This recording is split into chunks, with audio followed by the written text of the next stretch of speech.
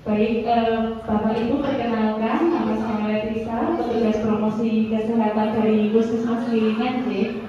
Hari ini saya akan memberikan sedikit informasi terkait garam beriodium. Sebelumnya, apakah Bapak Ibu sudah tahu garam beriodium itu apa? Yang dipakai sehari-hari garamnya apa Bapak Ibu? Garam yang bentuknya sudah bubukan, atau garam yang kotak, atau apa yang digunakan di rumah Bapak Ibu? Garam bubuk ya. Ada yang menggunakan garam kotak? Sudah nggak ada saya rasa ya, mungkin ada tapi jarang. Nah Bapak Ibu, di dalam garam itu ada zat namanya yodium. Nah yodium itu fungsinya itu sangat penting untuk kebutuhan tubuh kita, supaya kita itu sehat, butuh tambahan zat gizi mikro yang namanya yodium yang adanya di garam. Kalau misalkan nggak dapat atau kekurangan yodium, nanti dampaknya apa Bapak Ibu?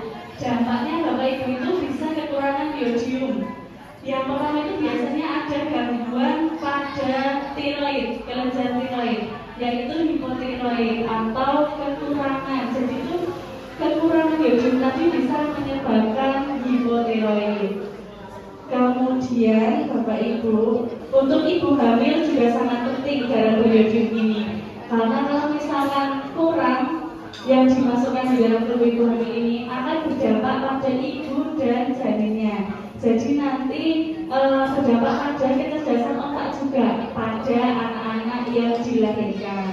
Kemudian resiko kehamilannya jadi meningkat. Contohnya meningkatkan resiko keguguran. Kemudian membuat kelahiran bayinya itu prematur atau belum waktunya sudah lahir. Kemudian bisa juga berat badan bayinya lahir rendah. Jadi pas lahir itu bobotnya cuma sedikit. Seperti itu ya Bapak Ibu. Nah, fungsinya yodium ini apa manfaatnya? Untuk anak-anak itu bisa membantu perkembangan secara kognitif. Kognitif itu berarti pola pikirnya Bapak Ibu, jadi mendukung kecerdasan seperti itu. Kemudian bagi Bapak Ibu ini yang usianya dewasa, lansia, itu bisa mencegah penyakit gondok. Tahu gondok ya Bu ya? Yang lehernya itu membesar gitu ya. Nah, kemudian juga mencegah tadi hipotiroid. Nah, kemudian Bapak Ibu, yang paling penting gimana sih menjaga kandungannya supaya yodiumnya itu nggak hilang di dalam garam. Yang pertama itu harus menyimpan di tempat yang tepat. Jadi jangan langsung terkena sinar matahari garam itu. Dan garam itu harus ditutup secara rapat, dimasukkan di wadah dan ditutup secara rapat. Kemudian jangan disimpan di tempat yang lembab ya Bapak Ibu. Jadi selain tidak boleh kena matahari, juga tidak boleh disimpan di tempat yang lembab. Nah kemudian saat Bapak Ibu ini membeli garam, silakan dilihat adakah label SMI-nya atau tidak. Jadi silakan beli garam yang sudah ada label SMI-nya seperti itu.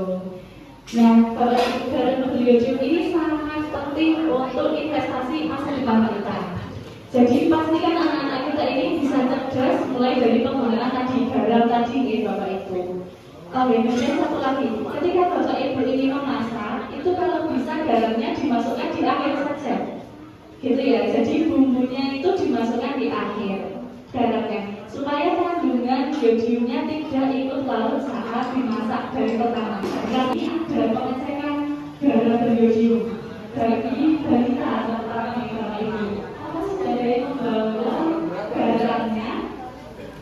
Ketinggalan Monggo nanti kalau misalnya ada rekan yang lain bisa diaturin ke ibu kader untuk bisa dilakukan pengecekan apakah garamnya digunakan dengan lagi beriodium atau tidak. Kemudian nih Bapak Ibu, ada yang mau ditanyakan atau sudah cukup? Garam Bapak ini yang bentuknya seperti apa Bu? Kotak. Ya, betul. Bu, kotak yang jambul itu yang kotak jambul itu sudah pernah ada yang cek belum? Ya, itu sudah